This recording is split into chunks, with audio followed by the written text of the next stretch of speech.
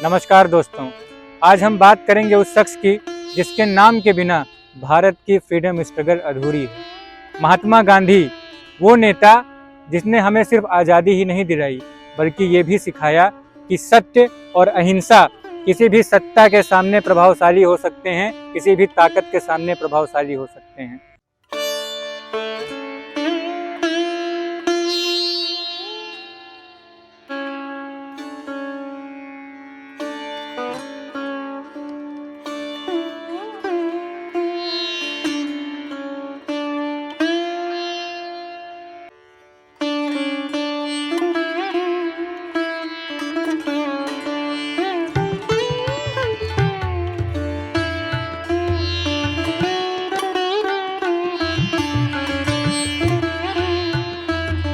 आज हम गांधी जयंती के इस पावन अवसर पर जानेंगे गांधी जी की मूवमेंट्स की कुछ स्ट्रेटजीज, गांधी जी के मूवमेंट से कुछ इम्पैक्ट और कैसे आज भी भारत में और पूरे विश्व में गांधी जी की विचारधारा जिंदा है।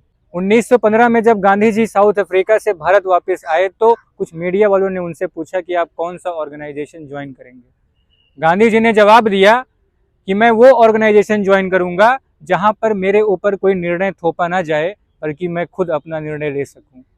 ये दर्शाता है कि शुरुआत से ही गांधी जी डेमोक्रेटिक थे और इंडिपेंडेंट थे। पूरा भारत भ्रमण करने के बाद गांधी जी ने देखा कि भारत बहुत गरीब है और ब्रिटिश साम्राज्य के सामने हथियारों से हम नहीं लड़ सकते, तो उन्होंने एक नया रास्ता चुना, नॉन वायलेंस और सत्याग्रह का। 1917 में गांधी जी ने सबसे पहली बार इस देश में मूवमेंट किया जिसका नाम था चंपारण सत्याग्रह। तीन कटिया सिस्टम के नाम पर ब्रिटिश साम्राज्य चंपारण में हमारे इंडिगो फार्मर्स के साथ एक्सप्लॉयटेशन कर रहा था। गांधी जी वहां पहुंचे, उन्होंने सबसे पहले वहां पे इंक्वायरी की, उसके बाद पब्लिक डिमांड उठाई, उसके बाद सरकार से निगोशिएशन किया। जब सरकार ने उनकी डिमांड्स को रिजेक्ट कर दिया तो उन्होंने एक सत्याग्रह खड़ा कर दिया। गांधी जी का यही तरीका था, सबसे पहले इंक्वायरी करो, उसके बाद पब्लिक अवेयरनेस फैलाओ, उसके बाद अपनी डिमांड रखो और जब सरकार डिमांड को रिजेक्ट कर दे तो एक सत्याग्रह खड़ा कर दो।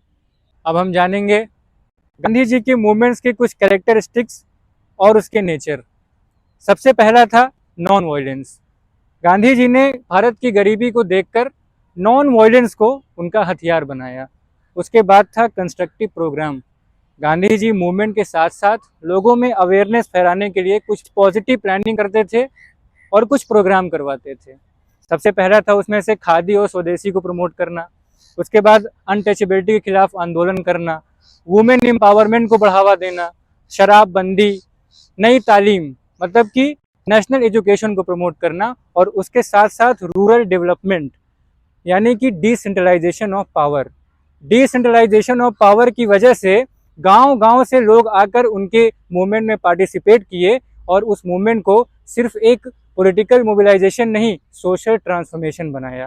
गांधी जी की लीडरशिप में हुए कुछ मूवमेंट्स ने, जैसे कि non cooperation movement, civil disobedience movement और क्विट इंडिया मूवमेंट, इन सारे मूवमेंट्स ने ब्रिटिश साम्राज्य की नींव हिला दी। इन मूवमेंट्स में पब्लिक पार्टिसिपेशन इतना वाइडर था कि ब्रिटिश साम्राज्य को आखिरकार भारत के सामने झुकना ही पड़ा। गांधी जी की विचारधारा सिर्फ इंडिपेंडेंस तक ही सीमित नहीं थी। इंडिपेंडेंस के बाद भी जितने भी मूवमेंट हुए देश में, ज़्यादातर गांधी जी की विचारधारा पर थी। सबसे पहले भूदान मूवमेंट, जहाँ पर विनोबा भावे एक बड़ी मात्रा में एक बड़े तबके के फार्मर्स को जस्टिस दिलाए, वो भी गांधीवादी विचारधारा पर। उसके बाद जयप्रकाश मूवमेंट, जेपी मूवमेंट जिसे कहते हैं, जिसे हम संपूर्ण क्रांति भी कहते हैं। जयप्रकाश नारायण एक आर्डेंट गांधीयन थे और उन्होंने इस मूवमेंट को, संपूर्ण क्रांति को, गांधी जी की विचारधारा पर बनाया और इस मूवमेंट की ताकत ये थी कि पहली बार कांग्रेस सत्ता से बाहर हुई। उसके बाद इंडिया अगेंस्ट करप्शन 2011 में हुआ, भारत के इतिहास का भ्रष्टाचार के खिलाफ आज तक का सबसे बड़ा मूवमेंट अन्ना हजारे और अरविंद केजरीवाल की लीडरशिप में बनाया गया। और ख़ास बात यह है कि इस मूवमेंट में भी गांधी जी की ही विचारधारा, जो कि नॉन वायलेंस और सत्याग्रह थी, वही आधार था। सिर्फ भारत नहीं, पूरी दुनिया ने गांधी जी से सीखा। अमेरिका में मार्टिन लूथर किंग जूनियर ने सिविल राइट्स मूवमेंट किया और वो भी गांधी जी की विचारधारा पर। साउथ अफ्रीका में नेल्सन मंडेला ने एंटी अपार्थाइड मूवमेंट किया, वो भी इंस्पायर्ड था गांधी जी की विचारधारा से। तो गांधी जी सिर्फ भारत के ही एक लीडर नहीं थे, गांधी जी इस विश्व के, इस वर्ल्ड के एक आइकॉन बन गए थे नॉन वायलेंस के। दोस्तों, गांधी जी ने हमें सिखाया कि ताकत फिजिकल बॉडी में नहीं होती, ताकत होती है मोरल करेज और फियरलेस स्पिरिट में।